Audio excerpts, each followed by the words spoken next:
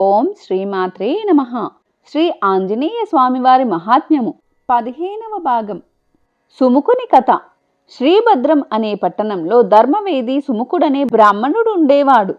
నిత్య హనుమ జపతపాలతో జీవితాన్ని పండించుకుంటున్నాడు. బ్రాహ్మణులను ఆహ్వానించి అన్న సమారాధన చేస్తూ ధార్మిక జీవనాన్ని గడుపుతుండేవాడు. ఆ పట్టణానికి దగ్గరలోనే ఒక గ్రామం ఉండేది.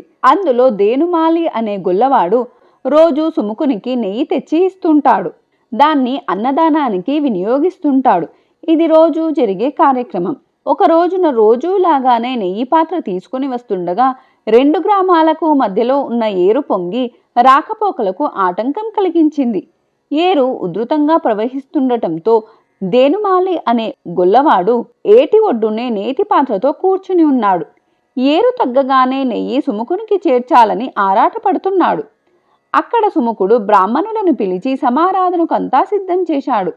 కానీ గొల్లవాడు ఇంకా నెయ్యి తీసుకుని రాలేదని ఎదురు చూస్తున్నాడు.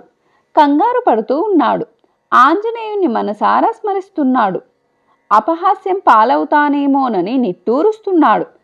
ఆంజనేయుడు సుముకుని బాధ గమనిస్తూ గోపాలుని వేషం వేసుకుని నెయ్యి పాత్ర తీసుకుని వచ్చి ఇస్తున్నాడు.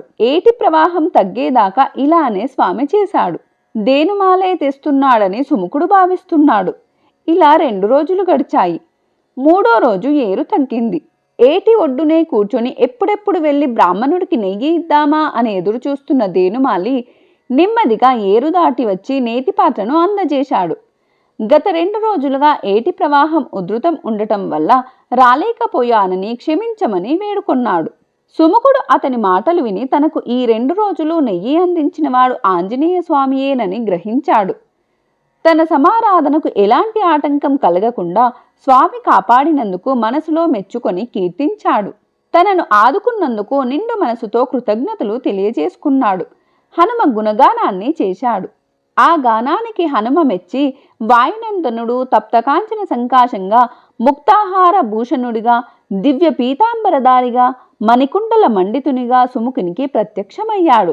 సుముకునితో స్వామి హనుమ, నిత్యం నన్ను స్మరిస్తూ ధ్యానిస్తున్నావు, పూజిస్తూ సేవిస్తూ ధర్మం తప్పక విప్ర సమారాధన చేస్తున్నావు. నీ దీక్షకు ఆటంకం కలగరాదని నేనే నెయ్యి పాత్రను రోజు గోపాలుడి వేషంలో వచ్చి నీకు ఇచ్చి వెళ్ళాను.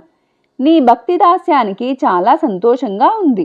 నువ్వు ఏది కోరుకుంటావో అది తప్పక జరిగి తీరుతుంది. ఏ ఆటంకమూ ఉండదు. నీ భార్యాపుత్రులతో ఈ లోకంలో సుఖాలు అనుభవించి ఆ పిమ్మట వారందరితోనూ గోపాలుడైన దేనుమాలితోనూ కలిసి దివ్యదేహం పొంది మోక్షాన్ని పొందగలరు. ఈ విధంగా వరాలు కురిపించి హనుమ అదృశ్యుడైనాడు.